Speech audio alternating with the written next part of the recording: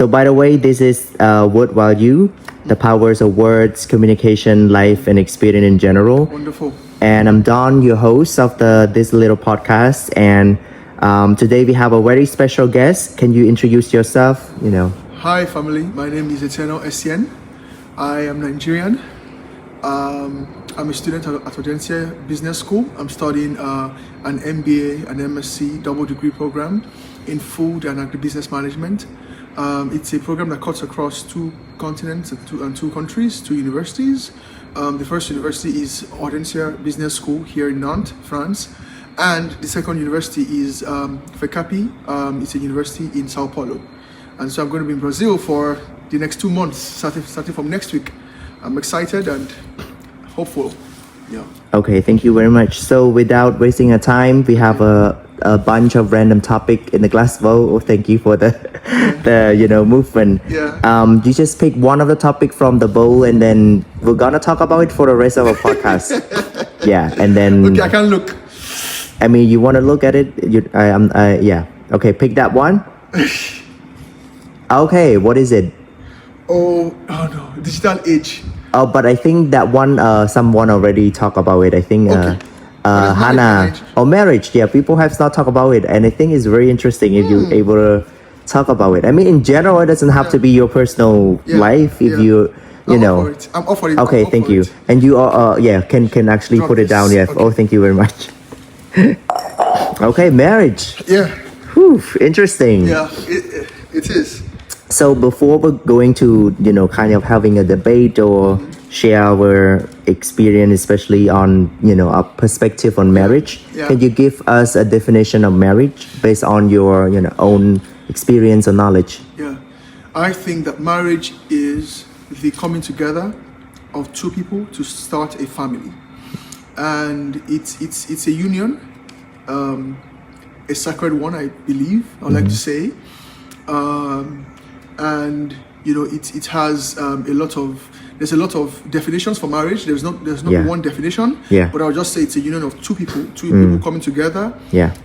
With a plan to spend the rest of their lives together. Yeah. Are you married? Yes, I am. Sorry. Oh, you're willing to share? I mean, of course. Okay. Yeah. So, how's marriage life was doing for you personally? Okay. So from what context though? Mentally and physically? Yeah. So I think that marriage is like one of those things that you go into prepared if you want to make the best out of it. Yeah. So there is the mental part of you knowing that you're responsible. And this is from the man's perspective, right? Yeah.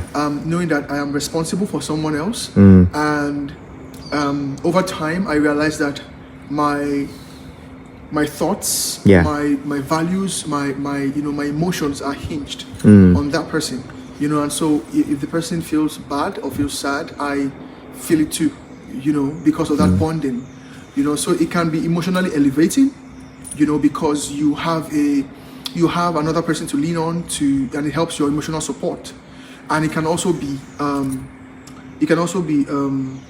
depressing, if I mean, you happen to be in it with a toxic person, it can be very depressing and it can turn into a monster.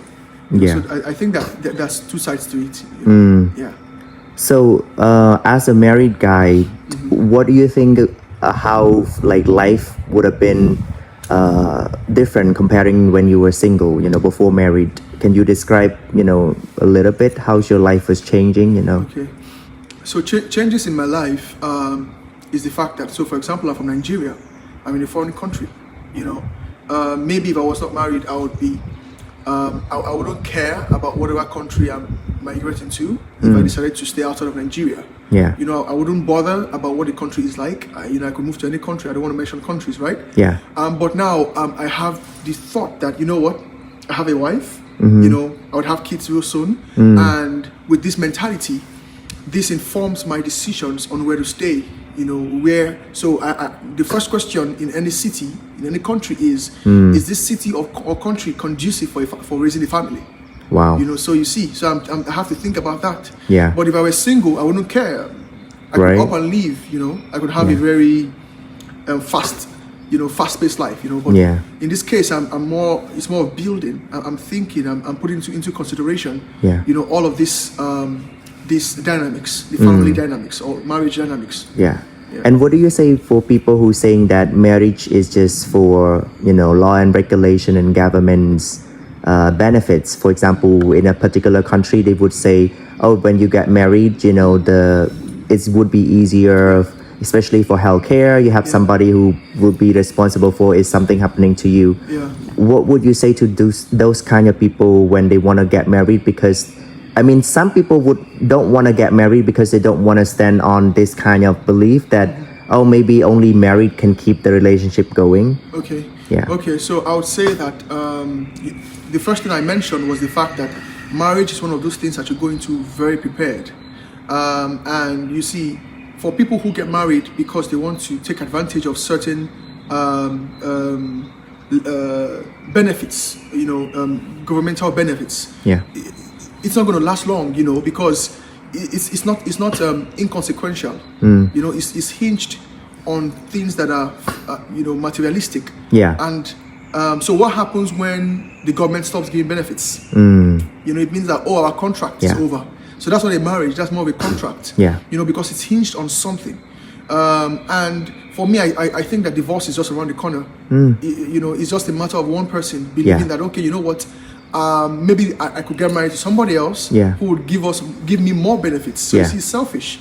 But marriage as an entity is selfless. It's I'm living for the other person, and the other person is living for me. Yeah. And so at the end of the day, I'm giving my 100%. The other person is giving her 100%, and then there's that. Yeah. If you could choose, if you could actually choose either being singles and marriage, would you consider being single? No, it's depressing.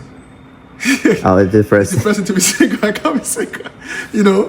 Because so the thing is, again, from a man's perspective, right? Yeah. I believe that marriage gives you vision. You can't afford to be irresponsible. Yeah. You can't afford to waste your life. Every moment counts. And you're thinking of taking advantage of every opportunity that comes your way. Because you know that if you are going to be successful, your wife will be better for it, your kids will be better for it. Yeah. So you see, there's always that mentality. So there's a huge difference between a 40-year-old married man and a 40-year-old unmarried man. In terms of the way that they think, and emotional stability also, I think, to an extent. Yeah. The way that they relate to people, and what they think about investments and the future. Yeah. In my opinion. So I think marriage can be very a controversial topics for everybody. There's no right and wrong. True. Although I have a lot of people who would prefer being single because they thought married is a great sacrifice, a big sacrifice. Like you said, it's not just only your dream. For you now, do you think your experience in marriage, have you sacrificed enough in the relationship? Meaning you sacrifice your dream, or it doesn't have to be that way? Which means you also can follow and pursue your dream, even you're in the marriage. What do you like to say for that? Yeah. So there is something known as the family system, and in my opinion, the family, and I'm defining this so that it makes more sense, right? The family system is, in biology, we were taught that the smallest life form is a cell. So we have the cell, then the tissue, then the organ, then the body, the system level, right? Yeah. So in every society, country, in every community, the smallest form is the family system. And you see, for a lot of people who have this huge bias against how a marriage can turn out in the in sense of the family, they have that fear. It's mostly because of the dysfunctionality. So a lot of families globally are dysfunctional. So we have deadbeat dads, we have this and we have that, different situations, right? Molestation and all of this. And these things form the mindset of people towards family, right? So, but what I would say about sacrificing is this: if you are in a healthy marriage, then it's not going to be me sacrificing my life for you. No, it's going to be I am hinging myself on your support to achieve my dreams. So at the end of the day, helping you achieve your dreams. Yeah. You're helping me achieve my dreams. Yeah. And so together, we're able to achieve our corporate dreams and still, be successful for it. You see. So I'm not. So in terms of sacrifices, right? Yeah. I have a wife that supports me, very much. So she supports me in achieving my dreams. Yeah. I support her in achieving her dreams, right? So if she's thinking about something, she wants to start her company and all of that. Yeah. So she's like, okay, you know what? She would run it by me. Would have the conversation, and I'm on it like it were my own dream. Yeah. So you see, but a situation where you are giving and the other person is just taking without reciprocating Yeah. the giving, then there's going to be a problem. That's not healthy. That's toxic. But if there are people you see and you're like, I've got to marry this person. This person is going to add a lot of value to my life. You see, and that's the idea of marriage. The fact that I'm adding value, I'm preparing myself, I'm growing myself to add value to someone else's life, and I find someone who's ready to also make that same sacrifice, and we come together. So yeah. Wow. So there's two types of marriage. It's agreeable marriage between, two persons, and the other one is arranged marriage. For example, in India's culture, there's a lot of arranged marriage, throughout the culture and tradition. So as my country, Cambodia. So what do you think about arranged marriage personally? Okay, so about arranged marriages, right? Yeah. I think that maybe 100 years ago, it might have worked out well because, for lack of a better word, there was more of patriarchy. Yep. Yeah. And I'm never in support of patriarchy. Yeah. I believe that women and men should be given equal rights. That's my belief. Yeah. And you get the best out of each other when each person feels valued. Yeah. No one feels like they are in this, to meet some demands. So in 2024, with the rave of the moment, there's a lot of things going on. There's a lot of dynamics in society. Yeah. Arranged marriages is never the best, I believe. Because again, this is my own view. Yeah. You see, so because for my home country, Nigeria, we still have a couple of arranged marriages, right? But I believe that at the end of the day, it's never just the best. Yeah. Because one person is overly submissive. Yeah. And is scared of leaving. And so if you have between, like, let's say a man and a woman, if you have a wife and she's just too scared to leave, she's like, oh, I don't want to leave I don't want to make mistakes. Yeah. Because I don't want to ruin things. Yeah. She would always be scared to give in her best. She would always wait for your command. And so marriage is a partnership. Like, you guys are co-captains on a ship, which is the family, right? Yeah. So if she's not supposed to be scrubbing the floor and you're leading the ship. No. Yeah. It's supposed to be a co-navigation. You're navigating, you're steering the ship in the direction that you want it to go together. So it's joint. Yeah. You see. So I do not really see how this can be achieved in an arranged marriage situation. Yeah. In my opinion, anyways.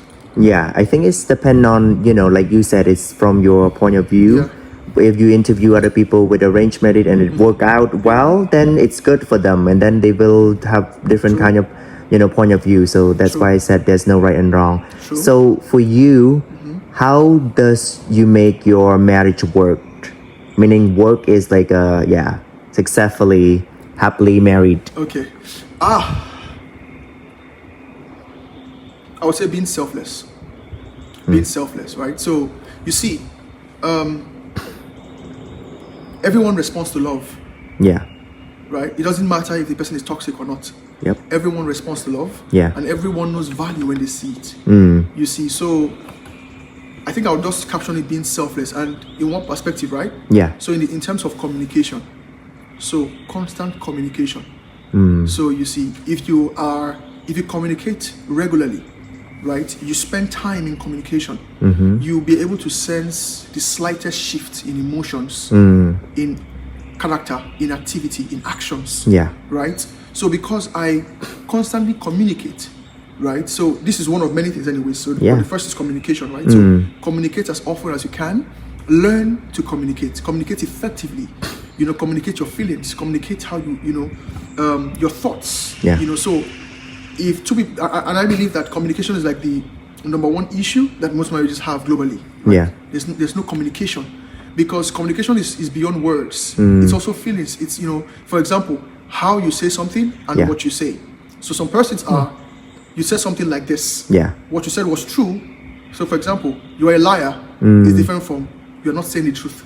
You see? Yeah. So if somebody says, oh, you're a liar, you're like, oh, you call me a liar? But Yeah. somebody says, I don't think that's true. You see? They're like, well, you can't really attack the person. You see? Yeah. So there's that. And you grow in communication, because even with your family members, you realize that it's hard for you to, other things are discretion. What does that mean? Like discretion, like being reasonable.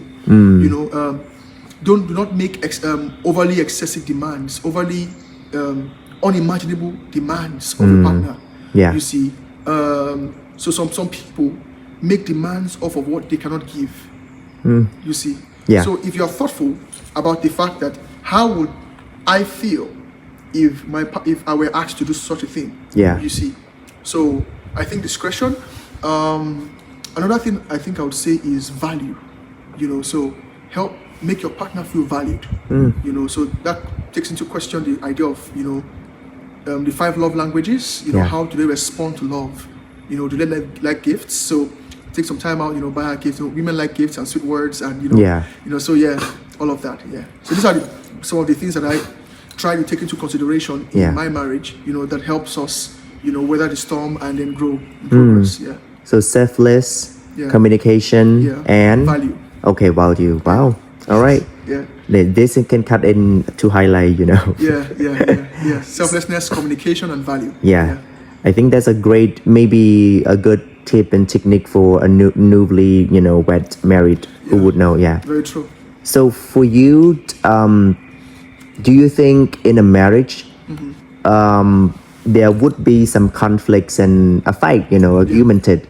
Do you think this is a trigger standpoint either to, go separate way like divorce, or you have to work on this relationship? So for you, for example, I think this new couple nowadays, people would, when they have a little problem or something that they have a fight once, then they feel like, oh, I need to call it off because I don't want to endure in this kind of like toxic, relationship, even though we got married. So divorce, it seems like a trend. Yeah. So for you, what do you think about this kind of statement? Do you feel like in a relationship, especially for marriage, it should be more like work things, or people should be paying more attentions and being patient enduring this kind of relationship? Yeah.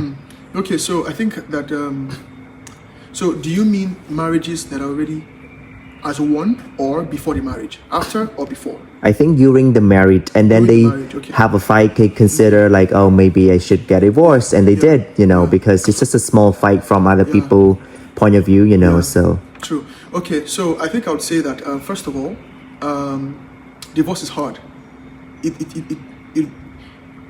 Statistically, according to statistics, people are more likely to have a divorce if they already had a first divorce. Oh. Yeah, according to statistics. So second divorce. Yes. Okay. So it's likely to happen, right? Wow. And so you realize that it's not necessarily about the other person, it's about you. Yeah. But first of all, I think that grounds for divorce, number one, I would say, is abuse. Yeah, mental and physical abuse. Yeah. Because that affects you. Yeah. It ruins you. It breaks you. Yeah. We've had. Globally, people have died in marriages. From their partners. So if you have a partner who is abusive, hitting you and everything, I think I would say leave. Yeah. Leave for a while. Let the person seek help. And when you're sure that the person is changed, then you can. But as but generally speaking, I think I would say that it's important to put in your best. Conflicts are natural. Yeah. So, for example, as human beings, we surprise ourselves with our actions. Yeah. Right? There are times, Don, when you do something, you're like, oh, I did that. My God, I did that. Yeah. And you're shocked at yourself. So you did something that you never believed you could do, or you could, achieve, or something like that. Right? So, how much more someone else who has like a different background, different upbringing, sometimes a different ethnic group, from a different country. Yeah. You see, so there's always going to be that friction. So friction would always come up, Yeah. where you need to agree to disagree or disagree to agree. Yeah. But something I always say is this: in order to have a healthy marriage, you should never see your spouse as the enemy. Ooh. It is I and my spouse against this problem or this situation. Yeah. So we're partners together, right? So what happens a lot of times is that the person tends to see their spouse as the issue. Yeah. So it's always, you are the reason why I'm not able to achieve my dreams. You are the reason why we are in this mess. You know, Yeah. you. But if you are, and again, right, like I said, a healthy marriage. Yeah. Because you need to be with someone who is mentally healthy to achieve a healthy marriage, honestly. Because if you are with a toxic person, Yeah. whatever you say would always be, turned into a gaslighted situation. People like that, they gaslight. Yeah. You say something and then they're like, oh, but you did this. Yeah. You come to someone and then you're like, oh, I do not like how you spoke to me. And then the person says something very erratic. Yeah. And turns it around to make it seem like you are the problem. Yeah. And that's not healthy, right? So Yep. you cannot really achieve much. Yeah. You see. But all in all, right, the idea of being able to weather the storm is important. Yeah. You see, because for marriage, I mean, let's say you get married at 30. Yeah.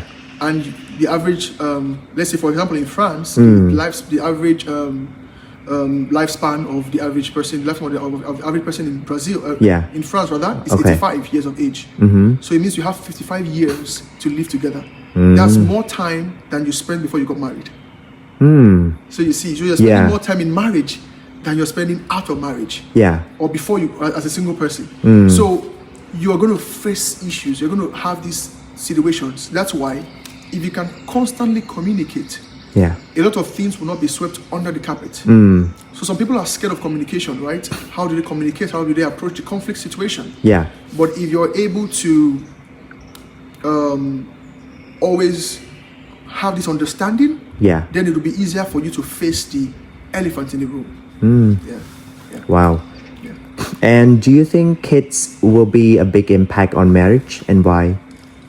Yeah, kids will be a big impact on marriage. And of recent, I've realized that a lot of people are scared to have kids because they don't know how they're going to parent. Yeah. Or their life history, their life experiences have made them shy away from it. So some persons are like, oh, I'm going to get married, I'm not going to have kids. I've seen many people with that narrative or with that mindset. Now, the thing is this, right?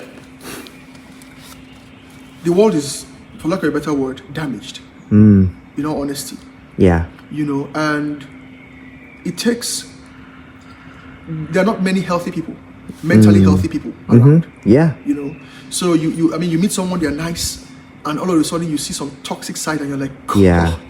When you get to know them very well, or you're in relationship for real, yeah. So you're like, God, you're like, jeez, and like you're like, I'm packing my bags, I'm running away, I'm done. Don't call me, I'm blocking you. So with kids, right? Yeah. It brings up the point of parenting. Yeah. So parenting in the sense of knowing how to raise a child, to an adult. Yeah. And again, parenting needs to be learned. I'm of the opinion that no one is a naturally great parent, and I'll tell you why. There is the intentionality that has to come with parenting. Yeah. So we have people now called Gen Zs. Yeah. Gen Zs are very different. From Exactly. millennials and the rest. Yeah. Gen Zs are more emotional about stuff. Yeah. And then you're like, why are you so emotional?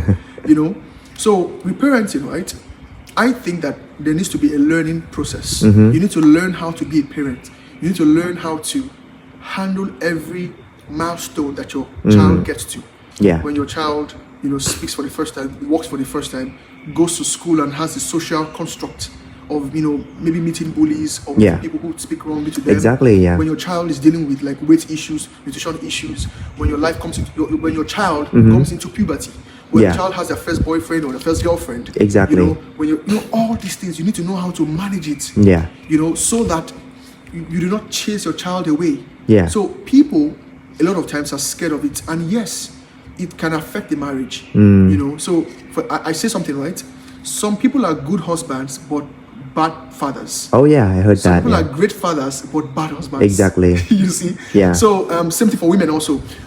Wives and being wives and mothers. Yeah. So there is a responsibility to your spouse and a responsibility to your children. Yeah. There are two different dynamics, you know, and I think that also in parenting, there has to be one voice, you know, so in the sense that we are co-parent, Yeah. we are parenting together, Yeah. right? I'm father, mother, or whatever. So we have that situation going on, and there's always an agreement on what needs to be done. There has to be the united front that the child sees.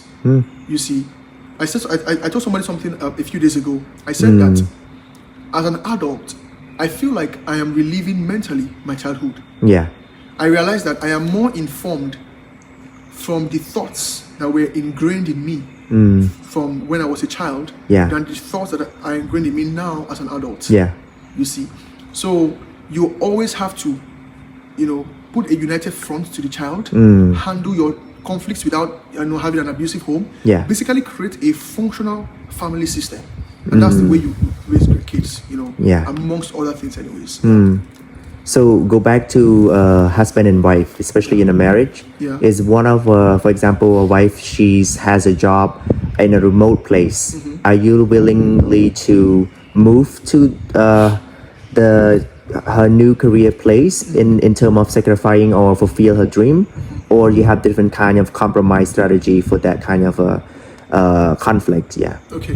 So, so in this case now, not the husband but the wife moving to somewhere. Yeah. Okay, I see what you did there. Okay. So, I mean, it's just like the question of if your wife earns more, would you leave your job to join her? Yeah. Okay, great. Okay, so remember what I said the first time? I spoke about how when you're thinking of migrating or changing your location, you think about the family. You can't just up and move, right? So there will be different conversations to be had. What is the value proposition of this job? Okay. Yeah. So because if there is a job in a local area, Yeah. we could see something similar in an urban area. Yeah. You know, so where would the kids go to school? What kind of friends would the kids have? Yeah. How would we manage our social construct? Because it's important that the kids be in a healthy social system. Exactly. Yeah. Right? So that their self-esteem is not affected, so that you do not think of the world as being warped. Yeah. You see, so there's going to be a healthy conversation, right? Where again, like I said before, we against the world, we against the situation. It's not, oh, I want to go here, but you don't want me to go. You don't want me to achieve my dreams. No, it's, you know, I have your best interest at heart. Yeah. And this conversation is for us to be able to make an informed decision to the best that would benefit us the most. You see, so of course, if we look at all, if we cross our T's and dot our I's, and we realize that it's the best situation, of course we're going. Yeah. We're going, definitely. We're going, yeah. And what would you say when, you know, either a groom or bride before getting married, they got, you know, cold feet, meaning like they kind of feeling, oh, is it the right directions? Should I just call it off? You know, this happen a lot in every culture and country. Do you think this is, do you think this is necessary, or you think there should be a way to, you know, reflect on this or try to prevent this kind of situation happen, you know? Okay, so talking about cold feet, right? Yeah. The fact that you're going to be committing your life into a union with somebody else, who is not a family member, you know, it's enough to give you cold feet, honestly. Right. If you don't have cold feet, then, you know, but something I say is this, right? Yeah. The kind of spouse you are and how you are in the marriage is largely dependent on the kind of friends that you have. So if you have friends who hate the idea of marriage, who believe that marriage is not the best, you know, then likely you talk to them, because when you have cold feet, you will likely talk to your friends. Even if you talk to your partner, you do not want your partner to feel like it's about them. Yeah. You know, so you might tell your partner, "Oh, I have cold feet," and then she or he might be like, "Oh, is it my fault? I'm sorry," you know. But you want to like handle it. You know? Yeah. So who would you talk to? You talk to your favorite friends, and whatever your friend tells you would likely inform your mindset. You know, so for me, for example, I'll use myself as an example, right? Yeah. So even before I got married, I mean, I'm a pretty young person. Yeah. But before I got married, I spoke to my friends. You know, oh, I'm trying to handle this. What do you think? Yeah. I'm thinking, and then there was that reassurance. Yeah. That reinforced encouragement. Yeah. Reinforcing rather encouragement. You know, so it reinforced my decision. I'm like, yeah, yeah, it's gonna be fine. Don't worry, man. It's gonna be fine. Yeah. You know, but if I spoke to someone who hates the idea of marriage, it'll be a different ball game. Yeah. You know, so I think that it's the same for everyone. The kind of friends that you keep. Yeah. And if you want to have a successful marriage, have people who respect and appreciate the idea of marriage. So when it should cheating be forgiven in terms of marriage? Yeah. Done. I mean, it's a great question. People It's a great who question. who It's a would have great the same question. similar experience, they would have listened to this and then they would actually learn something. Or it could be debatable. You know, there's no Yeah. right and wrong. Yeah. Either man or woman. Yeah. So yeah. Yeah. That's a difficult question. Well, you'll be surprised my answer. You'll be surprised. My answer is this. Cheating can be forgiven. And I'm not talking because I'm a man, because people might be like, oh, you're a man, that's why men are like this, men are scum. No. It's, Both. You know, both ways, yes. Yeah. Yes, both ways, you know. So, but there's a lot that you have to take into consideration Yep. before you take that person back. Yeah. You know, because you know, it's a break of trust, it's a breach of commitment and union. Exactly. You know, it's a lot. Yeah. You know, it's, you know, so but I'm of the opinion that it can be forgiving. You know, especially if you see that the person is actually willing and open to changing and is making conscious efforts in Yeah. that regard. Yeah. You know, but I believe I know that the world will be like, oh no, never cancel culture.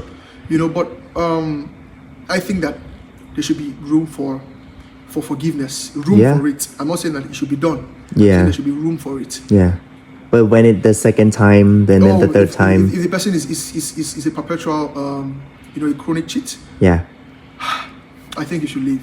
Yeah. I think you should leave, especially if the person is not willing to change. You know, you know, there are people who are not willing to change. Yeah. They just believe that they cannot be committed. Yeah. You know, they need to have serial partners, and in that situation, I think you just leave. You just leave. Like the people say, once a cheater is always a cheater. Yeah, once a cheat, always a cheat. Yeah, but It's not true. it's Is not, it it's true? not true. I think that, you know, I'm trying to choose my words because it's a very delicate question. I've read Yeah. and watched, you know, documentaries on cases. You know, I've also, like, you know, listened to like couples therapy.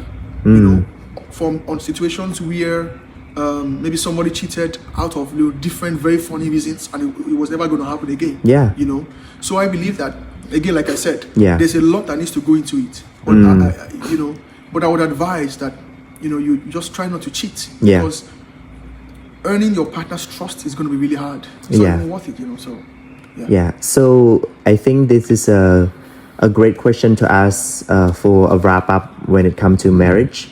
Do you have any advice or strategy or techniques in order to sustain a marriage effectively? I wouldn't say happily ever and after, because, you know, in life it's not gonna be just happy always. So yeah, do you have any things you just share to the people, especially newlywed? You know, yeah. I think I would say that trust the process. But then again, this particular point is largely determined by your partner's current state. Yeah. You see, so so for example, you're going to have your rough times, right? I mean, you'll be surprised. I've heard people divorce because one person likes pressing the toothpaste tube from the top, and the other person likes pressing it from the bottom, and then that was an issue. Yeah. Let's press it from the top, and then the other person says no, we want the bottom. I want the bottom rather. Yeah. And that was an issue, and it was grounds for divorce. But you see, what led to that divorce was not the toothpaste. There was already a pile, a backlog Wow. of resentment building up. Yeah. So I think I would just say that constantly communicate. Do not put things under the carpet. Do not sweep things under the carpet. Yeah. Constantly communicate. Have these conversations. Yeah. Believe that your partner can change. You know, but some persons might say, "Oh, that's giving toxic." No, it's not giving toxic. It's just. But then again, it depends on a couple of things. And I like to also tell people, right? Yeah. Something that helps me is my Christian faith.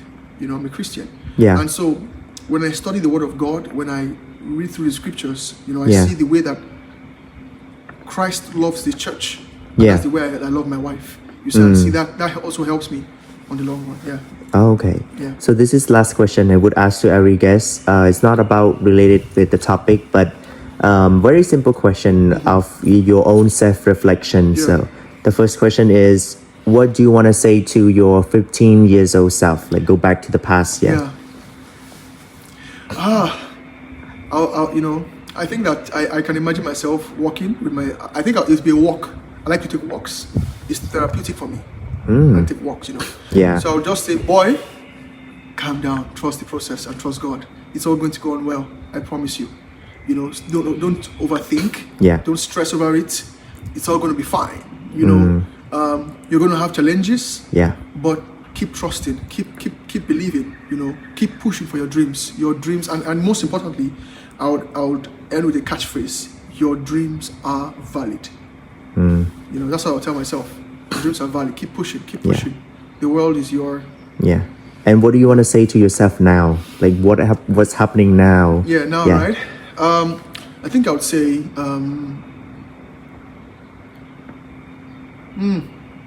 that's a tricky one. Just present without future, just what is happening now. What is happening now, right? Yeah. I think I would say you've come this far and you never believed that you could achieve what you've achieved so far. How about you keep trusting, because there'll be much more for you to achieve. Yeah. And it doesn't matter the difficulties that you face right now, you are going to still achieve all that you set out to achieve and even much more. So keep trusting. Yeah, that's what I tell myself. And last question, what do you see yourself in the next 5 years? Future, yeah. So the last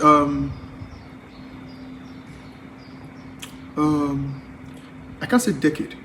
Okay, if you want to say decade, yes. Over a decade, because it's more like the last 14 years of my life has been in the agricultural path. Right? I've been on that path for agriculture. Yeah. And I put in my life into it. And in the next 5 years, I see myself doing more. I see myself impacting lives, transforming lives through solutions, innovations in agribusiness and agriculture. Through creating sustainable farming models, international trade, that would transform, that would help improve GDPs, transform communities and societies. That's what I see myself achieving in 5 years, as well as being a great husband. And even a great husband. Yes, go back to the topic. Yeah. I think it's good. When you go back to see the video, you will see it. Do you keep the promise or not? Yeah. All right, thank you so much. I think that's a wrap up for this little podcast. I mean, such an honor to having you as a guest. I don't know where it would going with this podcast, but it's a lot of words value, which I think people would appreciate a lot if they happen to listen to it or watch it even. And thank you so much. And I hope your journey in Brazil would be just adventurous, excitements, and also knowledgeables and funs. Yes, and you're able to use it for the rest of your life. Yeah. Thank you very much. Thank you. Thank Goodbye. you for having me. Thank you for having me. Thank you. Thank you.